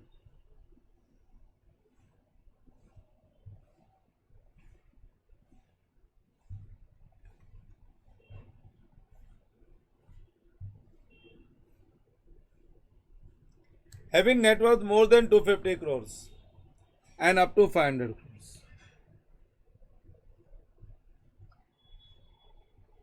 पहले बोला था 500 crores के ऊपर वाले एनबीएफसी को ही, अनलिस्टेड एनबीएफसी को ही इंडियस एप्लीकेबल है, लेकिन बोला अभी 250 crores से. हाँ, 250 crores के नीचे वाले एनबीएफसी को रूल्स 2006 चलेगा. Holding company,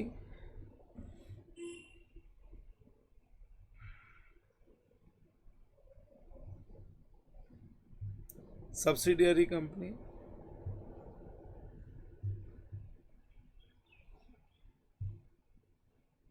associate and joint venture of above companies, इनके लिए भी इंडिया से applicable.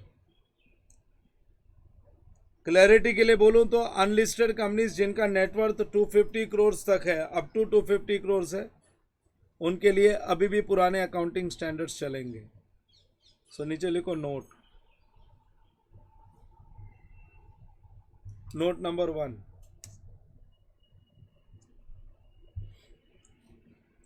Unlisted NBFC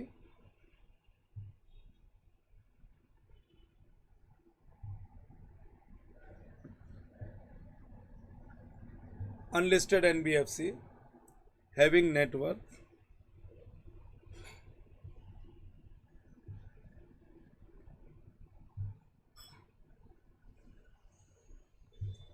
unlisted NBFC having net worth up to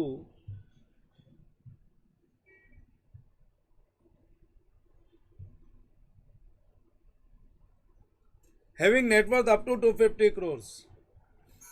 Unlisted companies having net worth up to 250 crores shall apply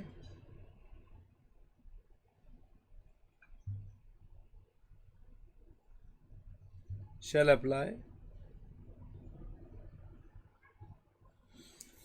apply AS rules 2006.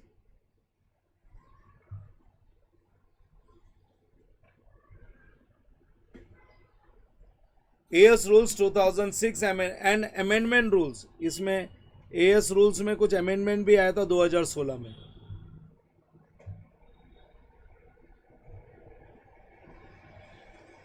and amendment rules 2016, in short पुराना वाला accounting standard, इनके लिए Indians नहीं है. और यहाँ पे voluntary adoption वाला चक्कर नहीं था, याद रखना. आरबीआई के गाइडलाइंस के हिसाब से ही इंडियस की एप्लीकेशन होगी. वो नोट भी लिख लो. कंपनीज में एक वॉलेंट्री अडॉप्शन भी आया था. Point number 2, voluntary adoption is not allowed.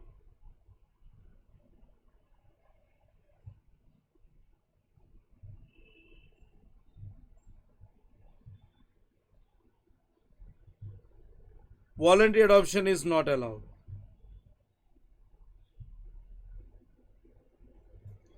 Voluntary adoption is not allowed.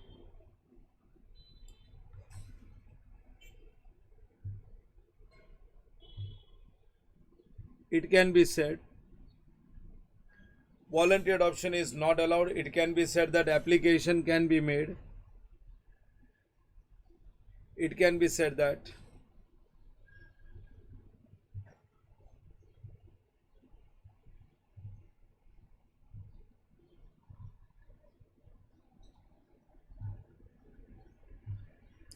application of India's can be made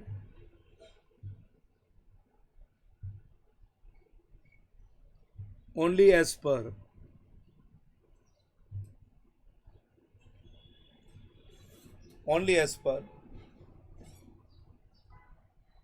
RBI roadmap.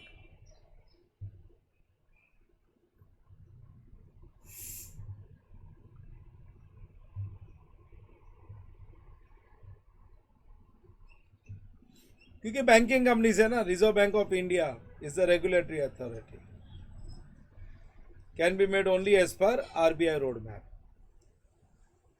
चलो ये हो गया मेरा. अब बात करेंगे Ind AS on banking company and insurance company. सुनो अभी बैंकिंग कंपनी और इंश्योरेंस कंपनी का क्या चक्कर है. मैंने दूसरा पॉइंट भी कर दिया तुम्हारे लिए.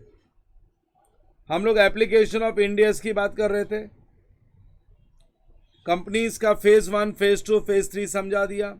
एनबीएफसी का फेज 1 और फेज 2. अब बैंक्स और इंश्योरेंस कंपनी. बैंक्स और इंश्योरेंस कंपनीज अभी तक है ना, ये सेक्टर इंडियस के एप्लीकेबिलिटी के लिए तैयार ही नहीं है. कई बार इन्होंने डिसाइड कर लिया ये डेट से इंडियस एप्लीकेबल होगा, बट क्या ये उसके लिए रेडी नहीं है. ये सेक्टर अभी तक उसके लिए रेडी नहीं है, तो इनडेफिनेट टाइम तक अभी उसको एक्सटेंड कर दिया है. See application of Ind AS on banking companies की बात करें तो सारे कमर्शियल बैंक्स, खाली रूरल रीजनल बैंक और कोऑपरेटिव बैंक्स, इनको छोड़ के सारे कमर्शियल बैंक्स पे इंडियाज अप्लाई होना चाहिए था 1 अप्रैल 2018. तुम गूगल करोगे तो ये डेट मिलेगी तुमको 1 April 2018. All banks are going to apply Ind AS, but actually speaking अभी तक भी इंडियाज एप्लीकेबल नहीं है. आरबीआई ने ये एप्लीकेशन को डिफर कर दिया था 1 साल के लिए. पहले 1 अप्रैल 18 को बोला अप्लाई करेंगे, फिर आरबीआई ने उसको डिफर कर दिया 1 अप्रैल 19 से करेंगे, ऑफकोर्स विद कंपेरेटिव. लेकिन बाद में नोटिफिकेशन आया कि RBI is postponing application of Ind AS till further notice. So अभी तक भी बैंकिंग कंपनीज पे Ind AS is not applicable. Same way for insurance company. See all insurance companies को 1 अप्रैल 2020 से अप्लाई करना चाहिए था, but as per new notification IRDA, insurance regulatory authority of India, IRDA ये कंट्रोल करता है, रेगुलेटरी अथॉरिटी इंश्योरेंस के लिए. So as per IRDA application of India is postpone till further notice. तो इंश्योरेंस और बैंकिंग कंपनीज दोनों में India applicable होना चाहिए था. डेट तो दे रखी थी. बैंकिंग कंपनी में 1 अप्रैल 18 दिया था, फिर 1 साल आगे डिफर किया था, 1 अप्रैल 19 बोला था, और फिर उसके बाद में बोला till further announcement, further notification, तब तक इंडियास नहीं लगेगा. सेम वे इंश्योरेंस कंपनी 1 अप्रैल 20 को एप्लीकेबल होना चाहिए था, लेकिन टिल फर्दर नोटिस उसको भी पोस्टपोन कर दिया. सो अभी भी बैंकिंग और इंश्योरेंस कंपनी की अकाउंटिंग इंडियस से नहीं हो रही है. सो लिखो पॉइंट नंबर 3 और 4. पहले point number 3, application of Indians on banking companies. एक बार ये लेक्चर हो जाता है ना, फिर क्लैरिटी आ जाती है, फिर लाइन से हम लोग टॉपिक्स करते जाते हैं. Application of Indians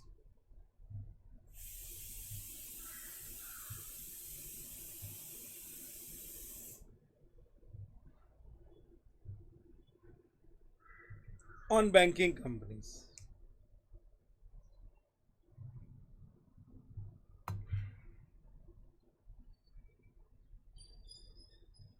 Application of India's on banking companies. All commercial banks,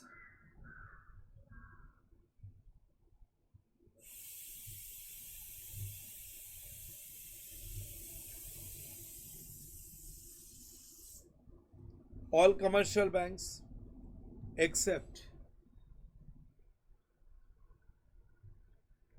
all commercial banks except rural regional bank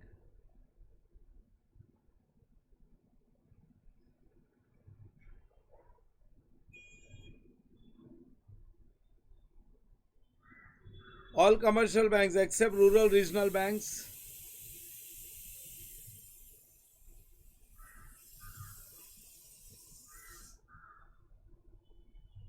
and cooperative banks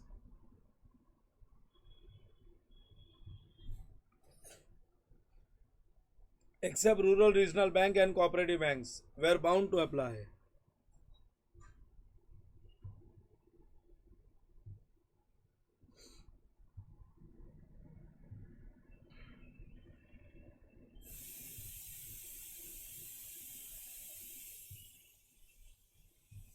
were bound to apply Ind AS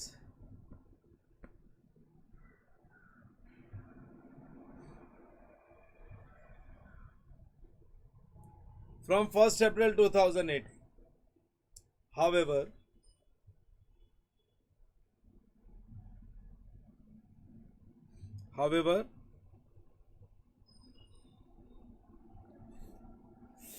RBI deferred application.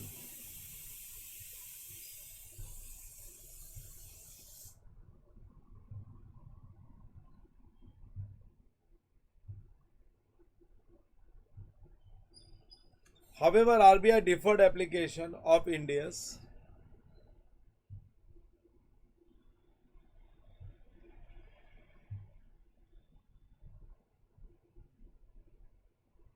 by 1 year. By 1 year, that is 1st April 2019 with comparatives.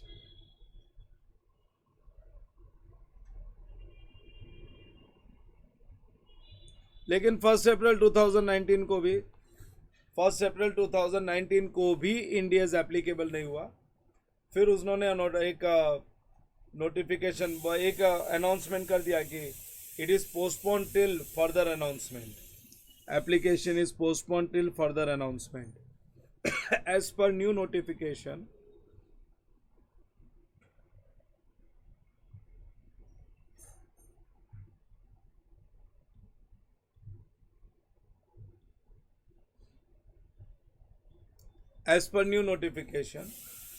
RBI has postponed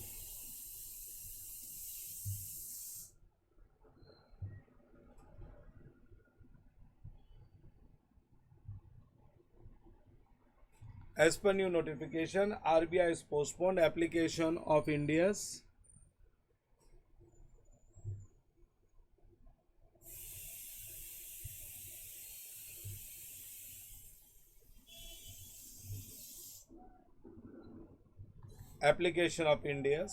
on banks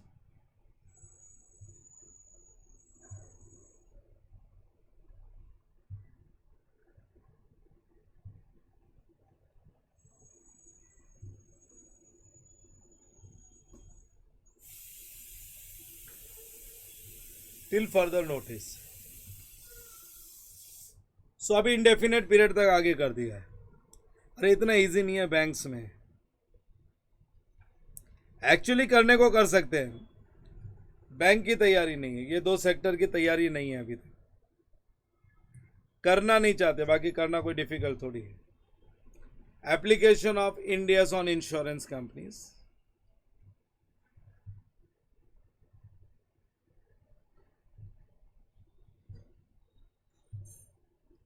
Application of India's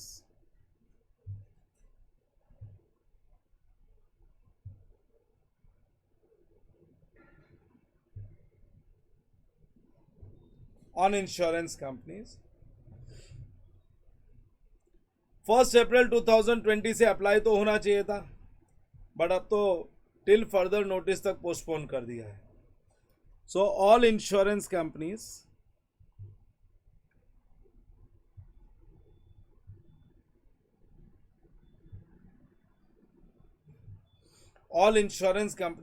shall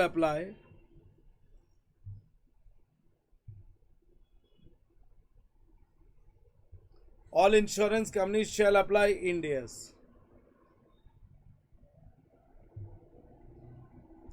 All insurance companies shall apply Ind AS from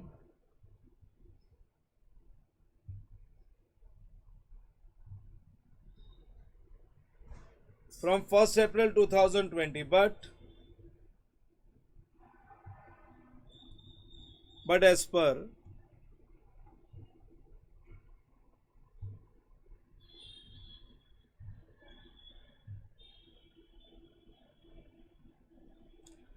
new notification,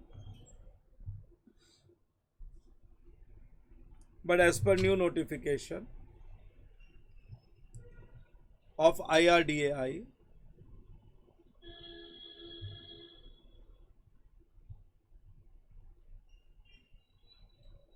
as per new notification of IRDAI, application of India's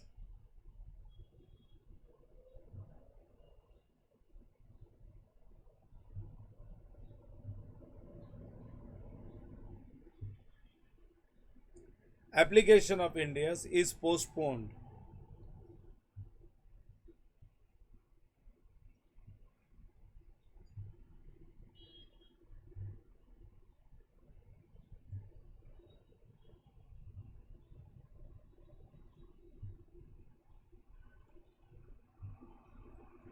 is postpone till further notice. तो दोनों sector पे अभी भी Indians applicable नहीं हुआ है. Indians is yet not applicable. देखो हम लोग ये इंट्रोडक्शन के एंड पे आ गए. देख लो अभी तक मैंने क्या बोला है. सबसे पहले Indians is applicable only on corporates. Non corporates पे इंडियस एप्लीकेबल नहीं है. और इंडियस की बैलेंस शीट देखते ही मालूम पड़ जाएगा. इंडियस की बैलेंस शीट में पहले एसेट्स और फिर लाइबिलिटीज आता है. नॉर्मली पहले इक्विटी एंड लाइबिलिटीज और बाद में एसेट्स आता है. बट इंडियस की बैलेंस शीट देखोगे ना तो पहले एसेट्स और बाद में लाइबिलिटीज आता है. तो वहीं पे मालूम पड़ जाएगा ये इंडियस की बैलेंस शीट है. इंडियस सिर्फ कॉर्पोरेट्स पे अप्लाई होता है. Proprietorship, partnership, cooperative societies, trust, इन पे इंडियस नहीं है. इन पे रूल्स 2006 है. और कॉर्पोरेट्स में भी किस पे? कंपनीज पे. फेज 1, 2, 3 तीन फेजेस पे एप्लीकेशन हुआ है. एनबीएफसी में 2 फेज पे हुआ है. इंश्योरेंस और बैंकिंग में एप्लीकेशन की डेट तो फाइनल हुई थी लेकिन अब उसको पोस्टपोन कर दिया है. मैं बार बार सब जगह पे बोलता हूं नेटवर्थ नेटवर्थ नेटवर्थ. ये नेटवर्थ कैसे कैलकुलेट होता है? अरे net worth is nothing but share holders funds. Share holders funds, paid up share capital, उसके साथ सारे रिजर्व्स ऐड करना है. लेकिन वो रिजर्व्स में रिवैल्यूएशन रिजर्व्स और अमालगमेशन में कोई अगर क्रिएटेड रिजर्व्स है तो वो नहीं लेना है. शेयर कैपिटल प्लस सारे रिजर्व्स और कोई एक्यूमुलेटेड लॉसेस है तो माइनस कर दो. Share capital plus reserves minus losses and you get owners funds. लेकिन रिजर्व्स में any reserves which is created by revaluation of assets और created in the process of amalgamation वो नहीं लेना चाहिए. सो उससे नेटवर्थ मिल जाएगा. ये भी लिखवाई देता हूं क्योंकि जगह जगह पे मैंने लिखा है net worth. So what do you mean by net worth वो भी लिखेंगे हम लोग. राइट डाउन सो दैट मेरा इंट्रोडक्शन का काम कंप्लीट हो जाए.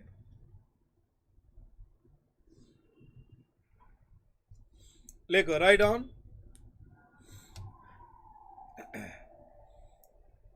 Calculation of net worth.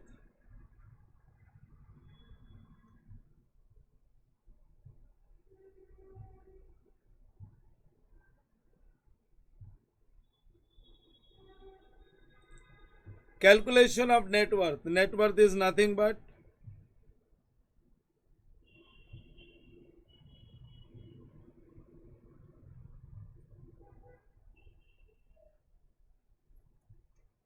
shareholders funds. Calculation of net worth.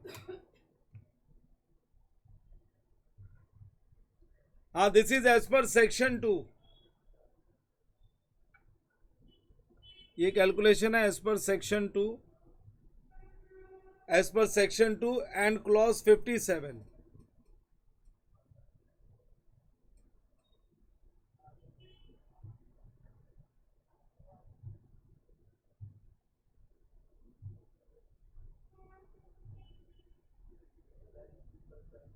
So as per section 2 and clause 57 of companies act ने ये कैलकुलेशन अपने को दिया है नेटवर्थ का.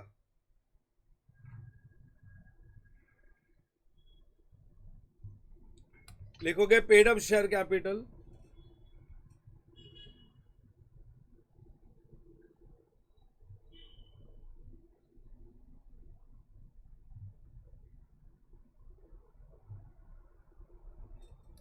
Paid up share capital, paid up share capital plus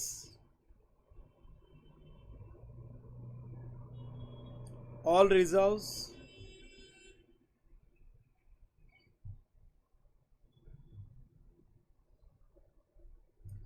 created out of profits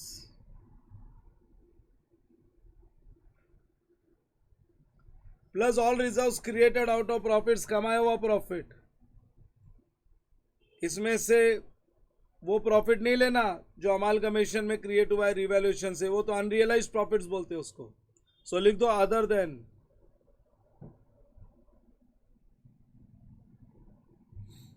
then revaluation reserves,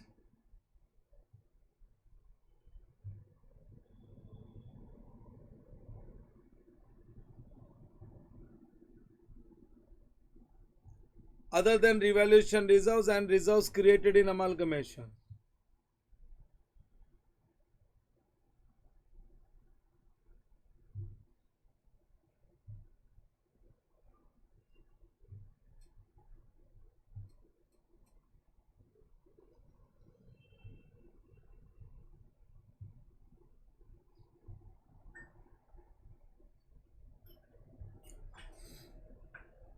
securities premium वो भी ले लेना है। वैसे ऑल रिजर्व्स लिख दिया तो आ ही जाता है, फिर भी उन्होंने अलग से दिया हुआ है कंपनीज एक्ट में, तो मैं भी लिखवा रहा हूँ। ये मैंने as it is section 2 of clause 57 से ये वर्किंग पिकअप की है। सो सिक्योरिटीज प्रीमियम अलग से बोलने की जरूरत नहीं थी, वहाँ पे लिखा है इसलिए मैं लिख रहा हूँ। व्हेन आई से all reserves, so all reserves include securities premium also, minus कोई अगर profit and loss debit balance है, कोई डिफर्ड एक्सपेंडिचर है तो माइनस करोगे, minus accumulated losses and deferred revenue expenditure. Actually Indian accounting standard में तो अब डिफर्ड रेवेन्यू एक्सपेंसेस आते ही नहीं है, लेकिन क्या ये यूरोपियन स्टैंडर्ड है ना, वहाँ पे होते होंगे, तो ये वहाँ से कॉपी किया हुआ है, कुछ चीज़ें तो वहीं से कॉपी कर रखी है। सो एक्यूमुलेटेड लॉसेस और डिफर्ड रेवेन्यू एक्सपेंडिचर्स, अब तो कोई डिफर्ड एक्सपेंडिचर होते ही नहीं है।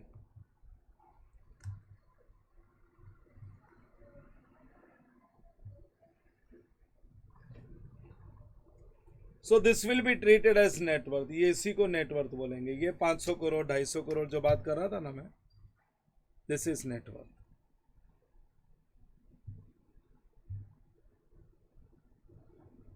ये लो बच्चों, मैंने इंट्रोडक्शन पूरा कंप्लीट कर दिया। I have completed the introduction part. अब अगले लेक्चर से अपना एफआर शुरू हो जाएगा। मेरी आदत है ना तो स्टैंडर्ड अकाउंटिंग स्टैंडर्ड ना इंडियस, मैं दोनों के भी चैप्टर्स डायरेक्टली शुरू नहीं करता। तुमको अगर याद होगा इंटर में भी तो मैंने application framework of accounting standards in India समझाया था, मालूम है? मैंने इंटर में ये पार्ट समझाया था। सीए इंटर में जो मैंने समझाने का काम किया था वो ये वाला पार्ट था।